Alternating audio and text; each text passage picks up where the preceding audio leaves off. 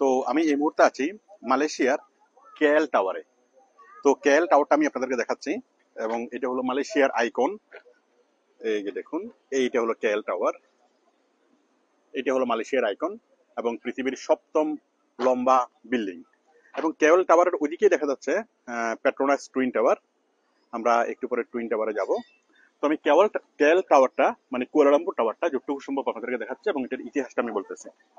এটা তৈরি করা হয়েছিল 1991 সালে। এটা তৈরি করেছিলেন মাহাথির মোহাম্মদ। এই যে দেখুন লেখা আছে কেএল টাওয়ার মালয়েশিয়া, মালয়েশিয়া। তো দেখুন এটা 421 মিটার লম্বা। তো এটা হলো, এটার উপরে আছে একটা রেস্টুরেন্ট এবং একটা অবজারভেটরি টাওয়ার। এখানে উঠে সারা পুরো কুয়ালালামপুর খুব সুন্দরভাবে এখানে এখানে এখানে দেখা যায়।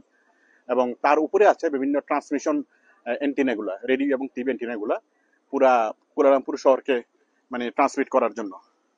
তো আমি যদি উপরে উঠে দেখাই,